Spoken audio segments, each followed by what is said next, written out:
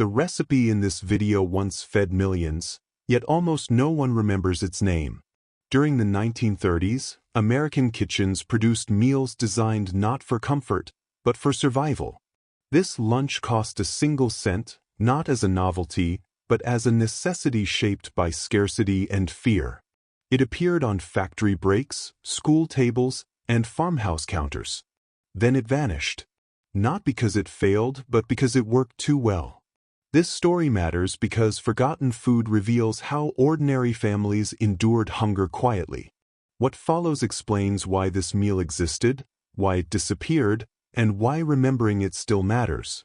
By 1931, many American families faced empty cupboards by midday. Lunch was no longer a pause for pleasure. It became a calculation. The meal discussed here appeared in handwritten notebooks, relief pamphlets, and school guidance leaflets. It relied on bread, a single onion, salt, and a thin spread of rendered fat. When prices were lowest, the cost could reach 1 cent per serving. This meal was not advertised. It spread quietly through necessity. Onions stored well, resisted spoilage, and added flavor without meat.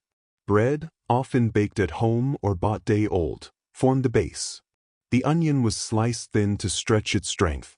Fat, sometimes bacon drippings saved for weeks, prevented hunger pains longer than plain bread. Workers carried it wrapped in paper. Children ate it without complaint because there was no alternative. Teachers understood its presence and did not ask questions. In rural homes, it appeared beside watered coffee or boiled potato skins. In cities, it was eaten on stoops and factory steps. Cookbooks of the period rarely named it. Middle-class publications avoided meals linked to relief lines. Yet government bulletins described similar combinations as economical lunches. Nutrition was discussed in terms of calories, not enjoyment. The goal was endurance through the afternoon. This recipe mattered because it kept people working, studying, and surviving. It asked nothing from the cook except restraint and patience. Understanding this lunch explains how ordinary Americans adapted without ceremony. Before it disappeared from memory, it carried families through days when even 1 cent mattered. It also reveals the silence that followed hardship. After prosperity returned, families abandoned reminders of hunger. The recipe was neither written nor taught. Forgetting became a form of relief. That silence explains why this lunch survives only in fragments, waiting to be examined again with historical care today. By the mid-1930s, this 1 cent lunch had become so common that it blended into daily routine. It was not prepared with care or tradition.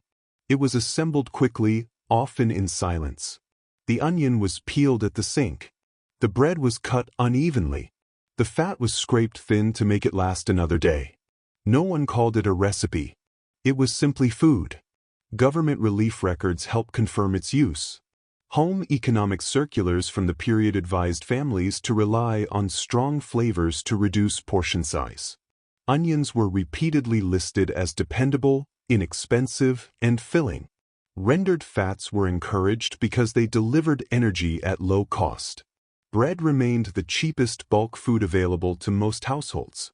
Together, these ingredients formed a practical solution rather than a cultural dish. This lunch appeared most often when meat was absent for weeks. In mining towns, textile districts, and drought-stricken farms, it replaced stews and leftovers. Mothers packed it for children without explanation. Fathers ate it without comment. Hunger was understood, not discussed. The meal also reveals an important truth about pride. Many families refused soup kitchens but accepted scarcity at home. This lunch allowed them to avoid charity while enduring deprivation. It carried dignity through simplicity. Yet its very purpose ensured its disappearance. It was tied to embarrassment, not celebration. When wages stabilized and groceries returned, families discarded it immediately. No one preserved instructions for a meal associated with fear and uncertainty.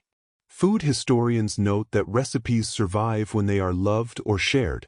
This one survived only while needed. Once hunger loosened its grip, memory erased it. Understanding this meal explains how survival foods vanish faster than celebratory ones. This lunch did not fail history. History chose to forget it. Its disappearance marks the moment when Americans wanted distance from hardship rather than understanding of it. The disappearance of this lunch can be traced through what was no longer written after the 1930s. Community cookbooks published in the late decade shifted their tone. Recipes emphasized abundance, variety, and optimism. Meals associated with restraint quietly vanished from print. Editors selected dishes that reflected progress, not survival. This lunch did not fit that purpose. Oral histories help fill the gap. Interviews conducted decades later reveal hesitation when elders were asked about foods eaten during the worst years. Many described meals indirectly, avoiding details. The onion sandwich, or its variations, was often mentioned only after prompting. Even then, it was framed as something best forgotten. Silence became part of its legacy. Schools also played a role. As federal lunch programs expanded, standardized meals replaced improvised ones. Nutrition guidelines favored milk, fruit, and protein. Simple bread-based lunches were discouraged. Children learned new norms, and older habits faded without resistance. What was once normal became unacceptable. Economic recovery accelerated the process. As wages rose, food choices became a marker of success. Families associated better meals with dignity regained. Returning to a 1-cent lunch felt like regression. Parents ensured their children never had to eat it again. Teaching the recipe had no purpose in a changed world. This pattern is common in food history. Dishes linked to joy are preserved through repetition. Dishes linked to fear disappear through avoidance. The absence of this lunch from archives is not accidental. It reflects a collective decision to move forward without looking back. Yet understanding this disappearance matters. It shows how memory selects comfort over accuracy. Millions relied on this meal, but almost no records honor its role. Studying it restores balance to the historical record. This lunch was never meant to endure culturally. It was meant to endure physically. Its disappearance does not diminish its importance. It confirms it. To understand this lunch fully, it must be placed inside the physical spaces where it was eaten. Kitchens of the early 1930s were not designed for variety. Many homes lacked refrigeration, steady fuel, or reliable income. Meals depended on what could survive heat, time, and neglect. Bread and onions met those conditions. Rendered fat, saved carefully, provided the only richness available. Preparation required no stove. This mattered. Fuel cost money, and midday fires were often avoided. The meal could be assembled cold, quickly, and without drawing attention. In crowded tenements and shared farmhouses, this simplicity reduced conflict and waste. Silence accompanied its preparation because conversation did not improve hunger. The emotional weight of the meal was heavy. Adults understood that this lunch represented limitation. Children sensed the tension without explanation. Eating it meant accepting that nothing better was coming that day. This understanding shaped behavior. Portions were eaten slowly. Crumbs were saved. Nothing was discarded. Letters from the period describe lunches that left hands smelling of onion long after eating. Workers worried that the smell marked them as poor. Some wrapped the bread twice. Others ate alone. These small details reveal why the meal carried shame alongside nourishment. Relief administrators recognized this reality. Reports emphasized meals that required minimal resources and avoided dependency. This lunch met those goals.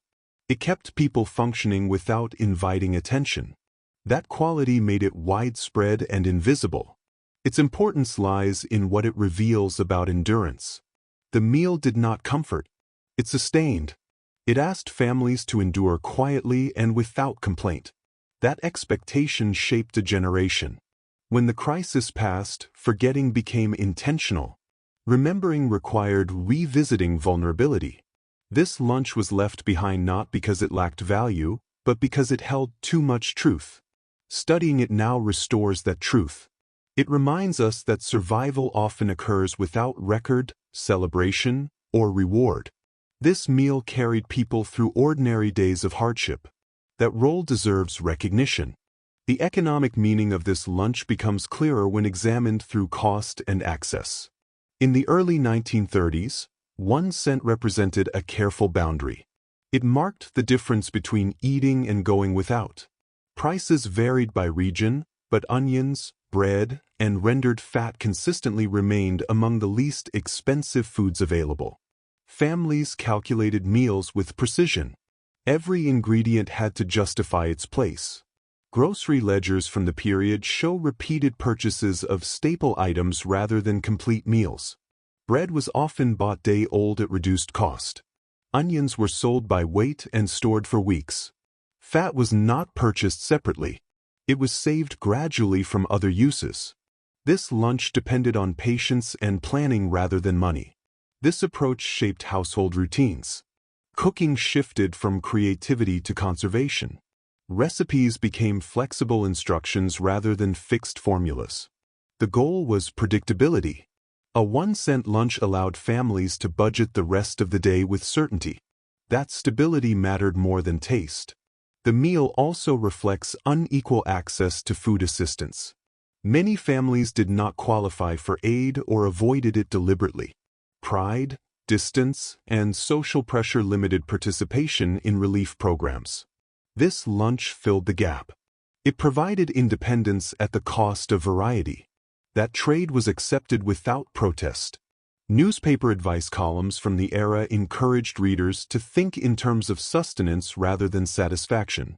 Writers stressed endurance, discipline, and restraint.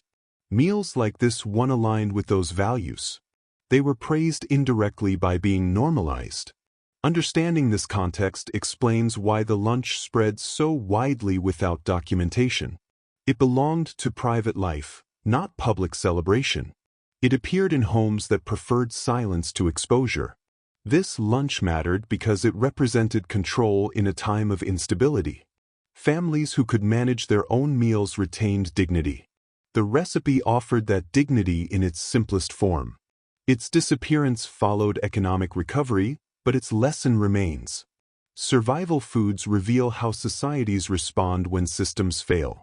This lunch shows how Americans adapted quietly, with discipline and resolve, using the least possible means to endure.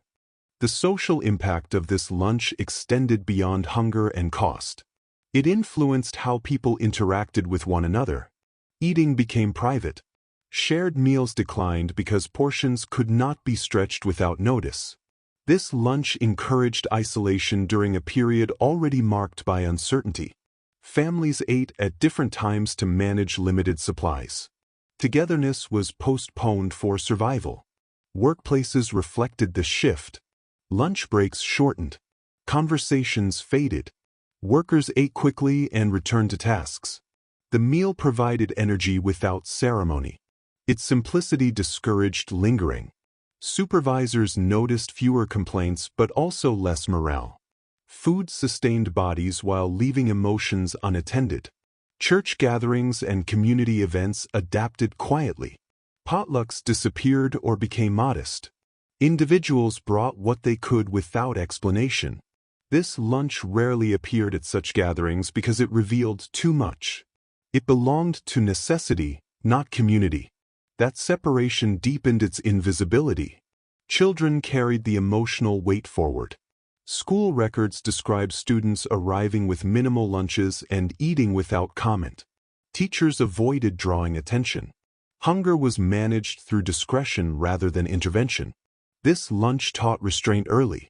Children learned to accept limitation as normal. The psychological effect was lasting. Many adults later associated the meal with anxiety rather than nourishment.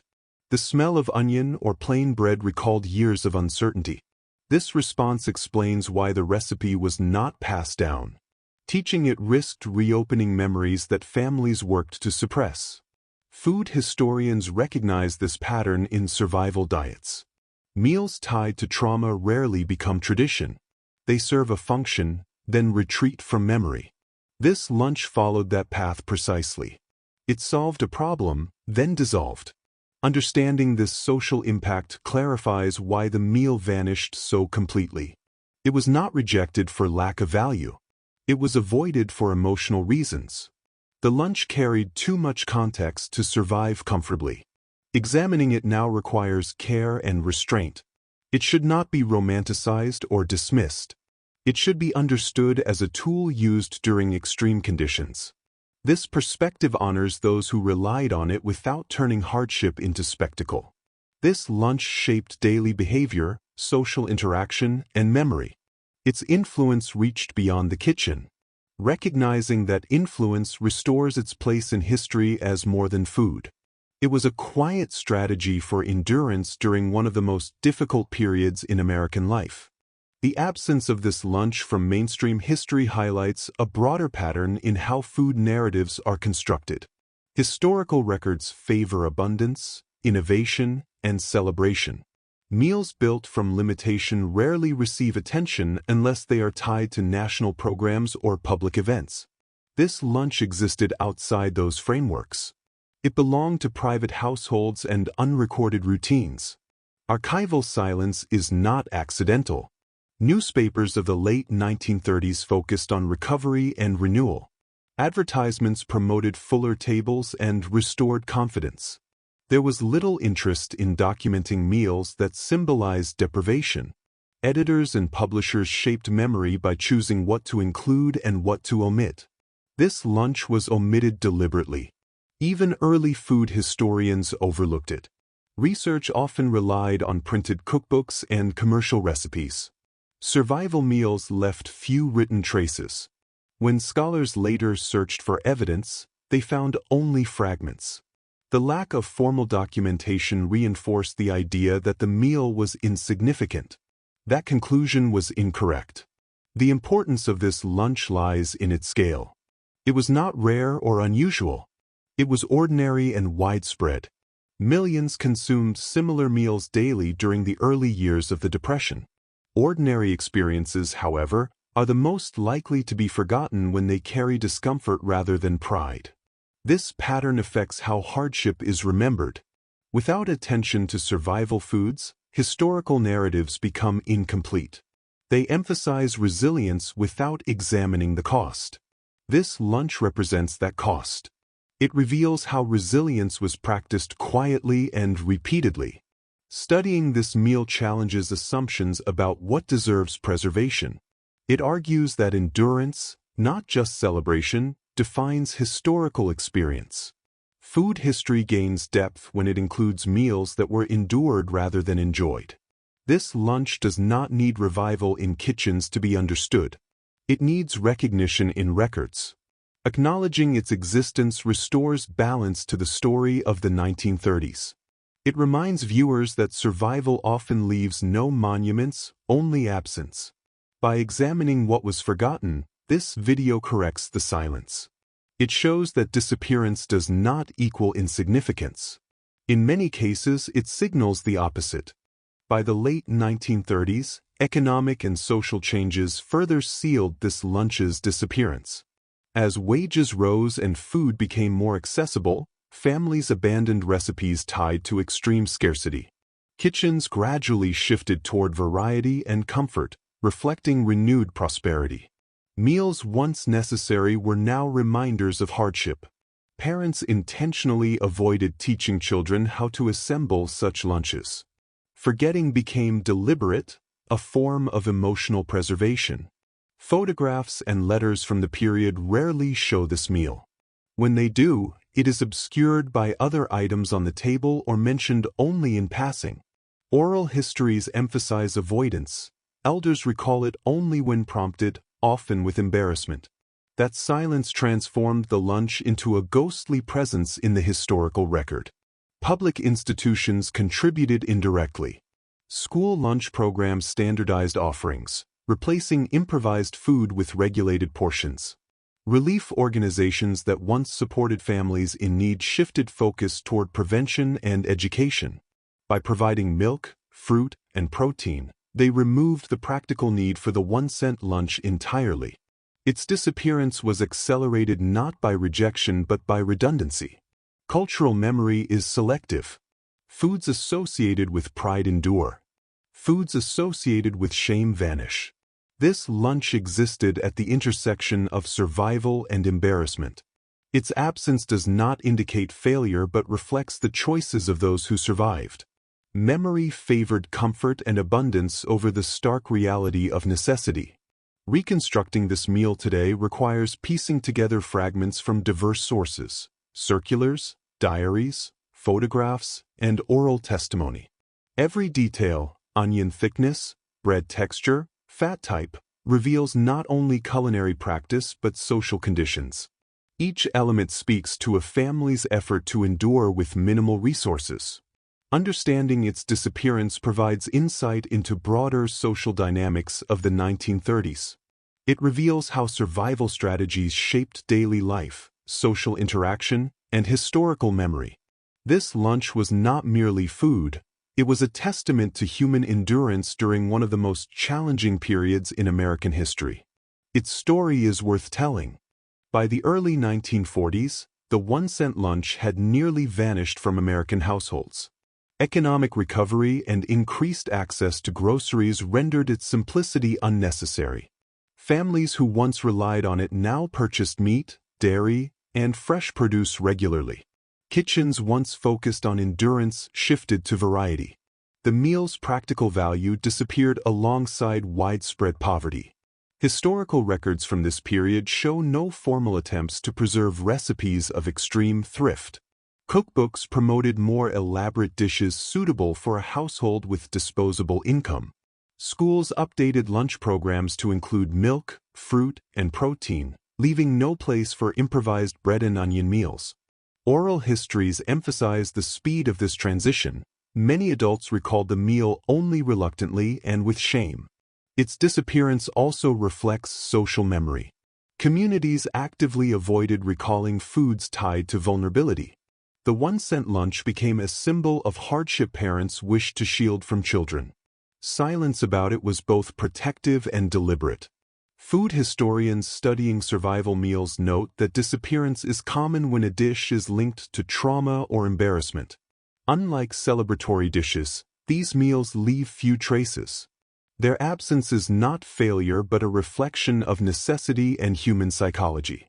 Yet, its historical significance remains. The lunch illustrates how ordinary Americans navigated scarcity, maintained dignity, and prioritized endurance over pleasure. It highlights domestic strategies, social norms, and the quiet labor of survival. Though lost from cookbooks and tables, its role shaped daily life in subtle but profound ways. Remembering it today restores context to the lived experience of the 1930s. It confirms that survival relied on ingenuity, discipline, and restraint. The meal's disappearance does not diminish its importance. It underscores the resilience required to endure when resources were minimal and necessity dictated every choice. By the mid-1940s, the 1-cent lunch had nearly disappeared from memory. World War II and continued economic growth transformed kitchens once designed for survival into spaces for abundance. Families no longer needed to ration bread, onions, and fat to sustain themselves through the day. Meals became markers of comfort rather than necessity. The lunch's practical purpose ended, and with it, its presence in daily life. Photographs, diaries, and letters from this era rarely mention it. When referenced, it is often framed with embarrassment or nostalgia tinged with shame. Parents deliberately avoided teaching children how to assemble such a meal.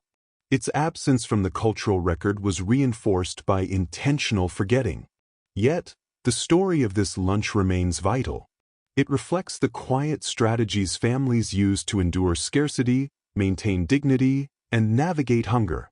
Its disappearance underscores how survival often leaves no trace beyond memory. By examining its history, we gain insight into daily life, social norms, and resilience during one of America's most difficult decades. Though it vanished from tables and cookbooks, the 1-cent lunch survives as a testament to human endurance. It reminds us that the simplest meals can carry the heaviest meaning. Understanding it today restores a piece of history long overlooked, highlighting the courage and resourcefulness of ordinary Americans who lived through extraordinary hardship. Its story deserves to be remembered,